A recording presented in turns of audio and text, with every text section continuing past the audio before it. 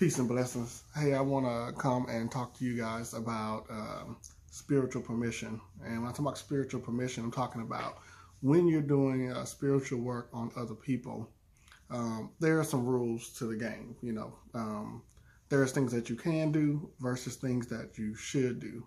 And so anytime I get ready to do any spiritual work, whether it be healing, removing a curse, chakra alignment, accessing Akashic records, if I'm doing a reading, you always want to ask for permission from the person prior to, performing the service, so to speak, okay?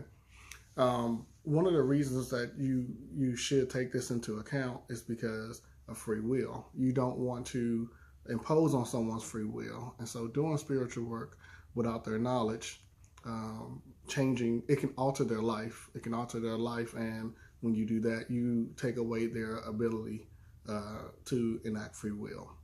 And because we're not the creator, it's not our job to tell people how to live their lives or direct their lives as light workers or whatever spiritual worker you address yourself as. It's not our position to do that. We don't have that authority to do that. So because we don't have that authority, we must ask and explain, what you're trying to do, what you want to do, why you think this action is the best course. And then once you explain, let that person make that decision if that is something that they want to do. Again, it may not be something that they are cool with. They may say, hey, I don't believe in this, or that's too much for me. I don't want anything done. And so, again, that's their free will to make that decision. So let's get some examples. Let's say you remove a curse from someone, and unknowingly, they don't know that you removed the curse. You've seen them post something on Facebook or Instagram, and you said, man, you did a surface reading. I know exactly what needs to happen to fix this problem. Maybe you've seen that it was a binding curse that someone put on them out of malice. And you say, I can remove that curse, and by removing that curse, it'll remove the issue that they're having. So if you do it without their permission, the problem you're going to run into is that it's going to reset them in the problem that they're having. While it may remove it, it's going to reset it back to the beginning, as if they may actually go through this process again and could possibly be cursed again, because we don't really know what happened to get them cursed in the first place. And so at that time, we just have to hope that when they go through it again, they are able to avoid what, put them in that position. But it doesn't necessarily changes their actions. So because it doesn't change their actions, they could still end up being in the same position. All right, son. They can find themselves in that same position again. So if you explain to someone, if I say, hey, look, I seen your Facebook post. I'm a reader. If you didn't know, explain a little bit about yourself. And I think I can help you if you're open to it. And then if they're open to it, what you can do is once you, of course, explain to them what the problem is and how you can remove it, if they're open to it, what will happen when you remove it, they will actually change their behavior most likely, because now they are aware of what's going on. They are aware of the problem. They may even know how it happened. They may say, you know what, I had did something, and because of what I did, that person cursed me. I know why I have that curse, And see, that awareness, again, it can change their ways. It can change their action. They can enact their free will to not put themselves in that position again. So that is one example of why you don't want to do work without permission. Same thing with prayer. I talk about prayer and curses, right?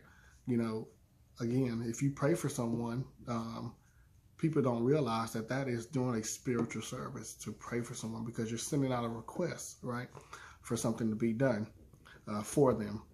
And if you don't understand specifically what that person needs, or that person didn't reach out to you and say, can you pray for me for this specific thing, you are altering their free will. You're altering their lives.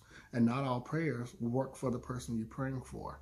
you could actually be praying for something that goes against them. Even though you have good intentions, that prayer is not for them. So even using your words, spiritual work should be done with permission. Okay. One of the things that you can send without permission is love and light. Okay. Love and light being the highest positive energy, love energy, light energy coming from the universe, from the creator, from the source. That is something that you can send to a person without permission, because that is just something that uplifts them. That energy, once you send it, they'll receive it and it'll uplift them. And there's nothing wrong. I mean, we're supposed to be here to uplift each other and to push love and light throughout the earth, okay, throughout this planet. So that's one thing. When I see someone on Facebook who, saying they're going through, or maybe they're just feeling down, something like that, I'll send them love and light. And, you'll be surprised within a couple of hours, that person, will start feeling better. It works. So you're not getting into their business. You're not getting into their free will or their life. You're helping just help them uplift themselves. That's it. And we can do that. Okay.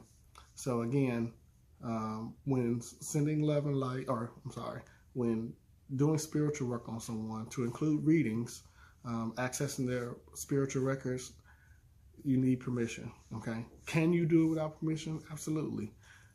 Is it wrong though? Absolutely. It's wrong to do it. So don't do it without their permission. Allow people to have their free will.